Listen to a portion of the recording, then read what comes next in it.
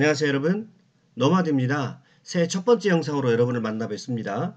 지난 한 해 동안에도 저의 노마드 채널을 사랑해 주셔서 대단히 감사를 드리고요.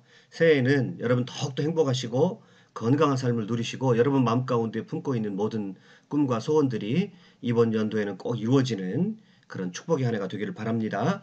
자, 노마드 채널 앞으로도 더욱더 사랑해 주시기를 부탁을 드리고요. 최고의 인문고전 채널이 되도록 저도 최선의 노력을 다하도록 하겠습니다. 자, 이번 영상은요, 흉노의 마지막 불꽃이라는 제목인데요. 가끔 댓글을 보면은요, 흉노라는 표현을 왜 훈족 또는 다른 이름으로 고치지 않느냐라고 하는 그런 분들 항의성 댓글이 많이 있습니다. 제가 그렇게 흉노를 그냥 사용하는 것은 지나친 감정이입을 하지 않고 객관적인 의미에서 역사를 파악하고자 하는 그런 의도가 깔려 있습니다. 흉노도 우리 민족의 역사에 있어서 어떤 일정한 지분을 가지고 있는 민족이라고 할 수가 있겠는데 적지 않은 영향을 우리 민족사에도 끼쳤죠. 그렇지만 객관적으로 놓고 보면 우리나라보다는 중국에 더 직접적인 영향을 주었던 민족이 흉노족입니다. 그들이 흉노라고 불렀건 또는 안 불렀건 그거하고 상관없이 중국사에 깊은 영향을 끼치고 있는 종족이 바로 흉노족입니다. 그들은 의도적으로 흉노족을 배척하고 싶었지만 그들의 역사에서 떼어내올 수 없는 역사가 바로 흉노족의 역사거든요. 자, 오늘 마지막 흉노의 불꽃. 자, 그래서 흉노의 후예가 중국사 속에 어떻게 해서 마지막 불꽃을 태우고 사라졌는지에 대해서 살펴보는 그런 시간 갖도록 하겠습니다. 후한시대 북흉노와 남흉노의 분열부터 한번 살펴보도록 하겠습니다. 왕권 다툼 문제로, 즉 이제 선후 자리를 놓고 치열하게 자리 다툼을 하다가 48년에 일축왕 비가 후후한야라고 칭하고 남흉노로 설립을 합니다. 이 이후에요, 남흉노와 북흉노는 극심한 대립을 겪습니다. 자, 지도를 보시죠. 이쪽에 북흉노와 남흉노로 나누어지게 되는데요. 남흉노는 대부분 장성 밑에 들어와서 이제 한나라 영역 속에 살게 되죠. 이 지도는 여러분이 제 강의를 꾸준하게 들으신 분들은 익숙한 지도죠. 자, 대부분 북흉노들은 장성 이북에 자리를 잡게 되고요. 북흉노의 주된 근거는 뭐냐면 이 타클라마칸 사막 주변에 있는 오아시스 도시들이죠. 거기에서 나오는 세원이 북흉노에게 있어서는 대단히 큰 재원이 되는 것인데, 자, 이 이후에 북흉노는 73년 장군 두고에 의해서 공격을 받고요. 89년 대장군 두헌과 남흉노 연합군에서 또 공격을 받습니다. 그 다음에 73년에서 102년에 반초라는 사람이 이 타클라마칸 사막 주변에 있는 이 오아시스 도시들을 한나라의 영향력 안에 두려고 맹활약을 하게 되죠. 자, 이 오아시스 지방에, 즉 서역에 대한 지배권을 상실함으로써 북흉노는 점차 이제 세력을 잃어가는 것이죠. 거기다가 지속적인 한나라의 공격과 또 반복되는 자연재해가 덮치게 되는 거죠. 자, 이 흉노에게 있어서 또 북방의 유목민에게 있어서 필연적인 것이 바로 이 반복되는 자연재해입니다. 그들이 고향이라고 여기는 땅이 절대 그들을 편안하게 살도록 내버려 두지 않는 이 척박한 현실이 항상 북방 유목민들의 덫이라고 할 수 있겠는데요. 그래서 북흉노는 점차 서쪽으로 가서 헝가리 초원에서 흉노의 모습이 다시 훈족이라는 이름으로 등장하게 되는 것입니다. 자, 여기까지는 우리가 살펴보았던 내용이고요. 자, 그러면 그 이후에 북흉노가 서진한 이후에 북흉노의 자리에는 누가 자리를 잡게 되냐면 이쪽에 북동쪽에 있었던 선비족이 북흉노의 자리를 대신하게 되고요. 남흉노는 한나라의 영토 아래서 한나라와 애매한 관계를 설정하면서 살아가고 있었죠. 자, 남흉노는요, 장성 안에 들어와서 한나라 영토 아래 생활을 하는데요. 사흉노 중랑장이라고 하는 관리가 한나라에서 파견이 됩니다. 그래서 이들의 지배를 받는 것이죠, 기본적으로는요. 그래서 남흉노는 그 이후에 규군, 즉 일종의 용병인데 한나라의 용병의 역할을 감당을 해서 이제 선비족과 오한 강족들의 침입으로부터 한나라를 방어하는 역할을 하게 됩니다. 그러니까 이때 남흉노는 처지가 그렇게 좋아 보이지 않습니다. 그런데요, 그 이후에 한나라가 점점점 세력이 약해지면서 위초고의 삼국시대를 맞게 되죠. 그래서 흉노는 위나라, 즉 조조의 위나라의 영향권 안에 들게 되는데요. 조조가 남흉노를 5부로 나누고 각각 관리들을 파견해서 감시를 하게 됩니다.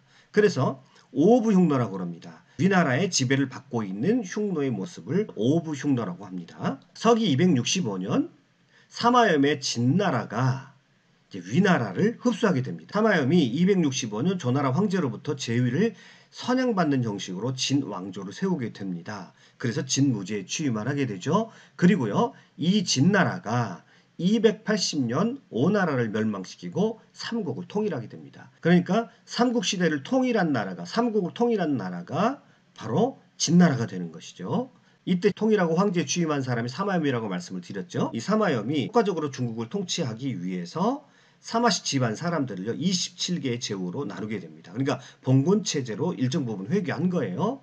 그런데요, 여기에서 문제가 생깁니다. 사마염의 가문은요 대대로 양가 모두가 천재 집안의 혈통을 가지고 있습니다. 그런데요, 웬일인지 천재 가문에서 2세 황제가 등장했는데 백치 황제가 등장합니다. 좀 모자란 황제가 등장을 하는 거죠. 그래서 사마염도 후계자 문제로 꽤 고민했던 흔적을 찾아볼 수가 있는데요. 아무튼 이 사마시의 천재 가문에 백치 황제가 등장을 합니다. 진해제예요.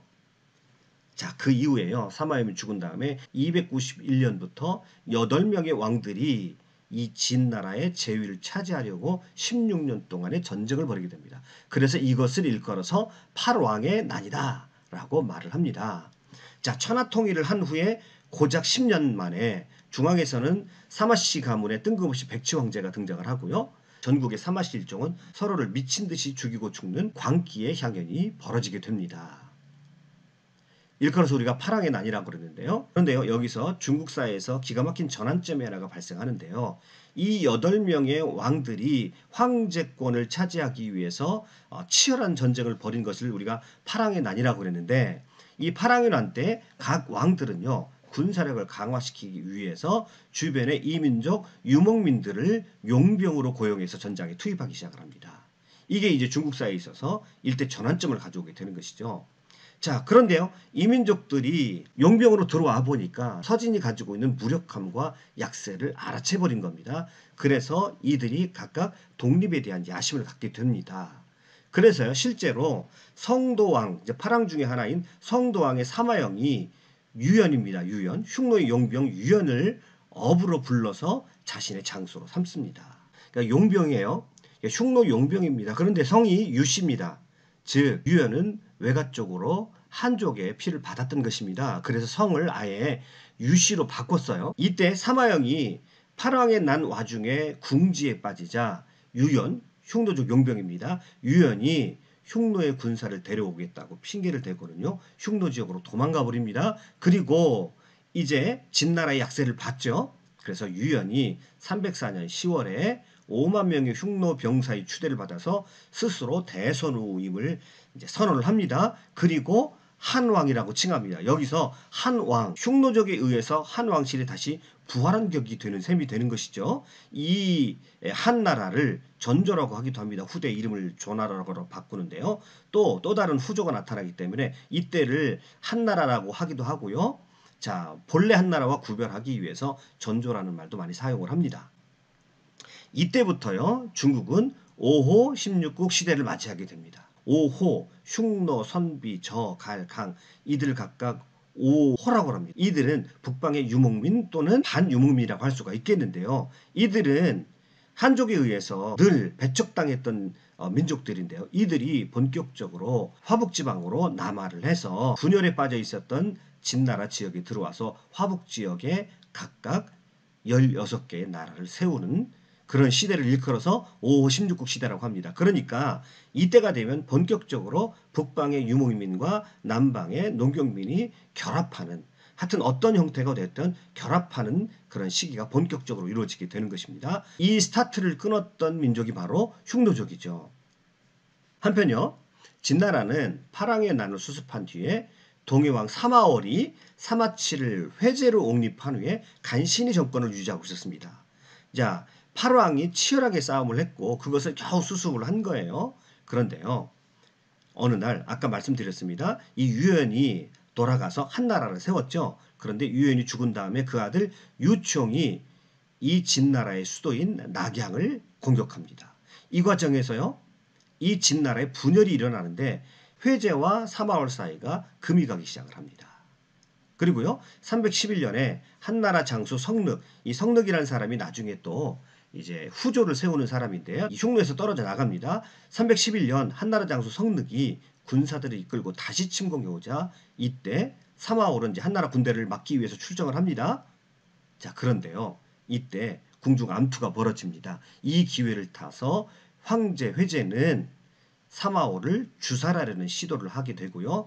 이것이 들통나서 그 사실을 알게 된 사마올이 분노를 이기지 못해서 사망을 해버립니다. 그 당시에 진나라에서 가장 중추적인 역할을 했었던 핵심적인 인물이었던 사마올이 죽자 구심력을 잃고 진나라 조정은 급격하게 무너지기 시작을 합니다.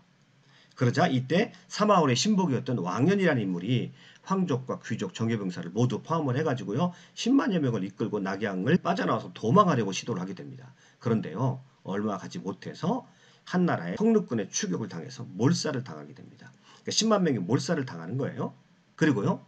바깥으로 도망간 10만 명이 몰살을 당했습니다. 당연히 수도 낙양을 방어할 병력이 태부족해지죠. 그래서 진나라는 지원군을 불러 모으기 위해서 각지의 사신을 파견하는데 단 한 명도 군사를 지원받지 못합니다. 왜냐하면 그 전에 팔왕국에 난이 있어서 진나라 중앙에 대한 신뢰감들이 제후국들에게는 전혀 없었던 것이거든요. 한 사람의 지원군도 보급받지 못합니다.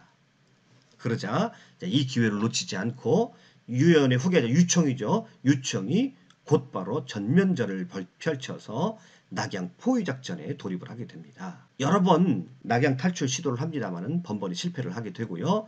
311년 5월에 유청의 군대가 낙양의 성문을 뚫고 진격을 하고 12번에 걸쳐서 치열하게 전투하며 저항을 했지만 결국 낙양성이 함락이 되고요. 황태자를 비롯한 3만 명의 한나라 군사들이 사륙을 당합니다. 그리고 낙양은 약탈과 방어로 인해서 완전히 폐허가 됩니다. 그리고 진나라 황제 회제는 한나라군에게 생포되어 가지고요. 한의 수도로 압송이 되어져 버립니다. 이 이후에요. 한나라 황제 유청은요. 313년에 황실의 새해맞이 행사에서 포로로 잡은 회제에게 노예복장을 입힙니다. 그리고 관리들에게 술을 접대하도록 시키면서 굴욕을 줍니다.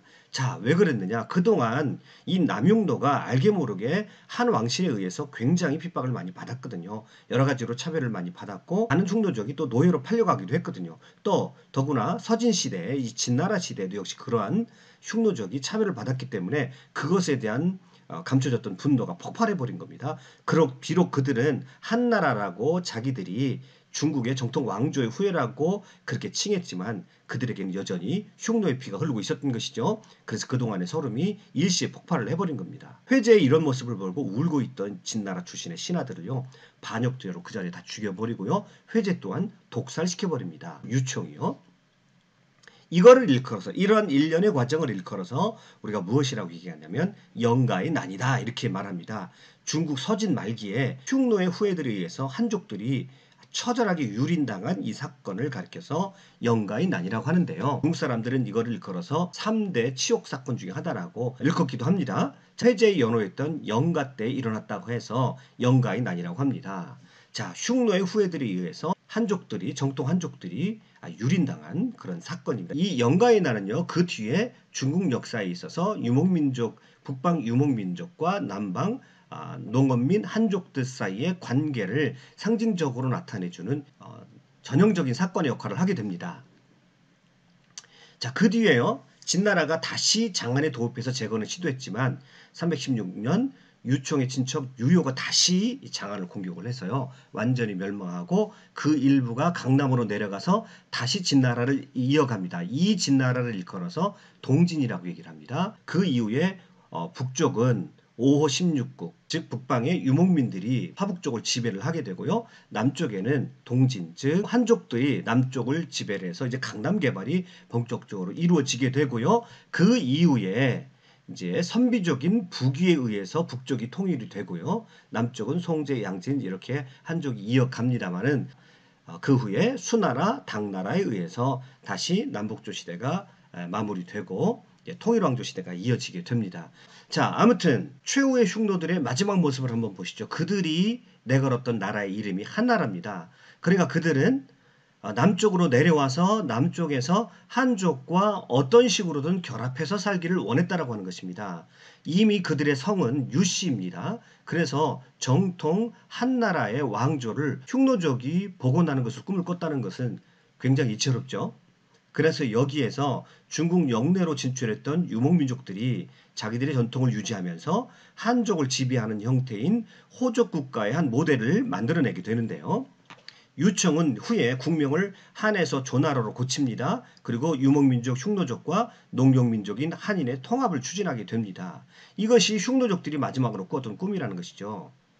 몇몇 흉노의 후예들이 그 후에도 계속 활동을 했지만 점차 선비족에게 밀려서 역사의 뒤안길로 사라지게 됩니다.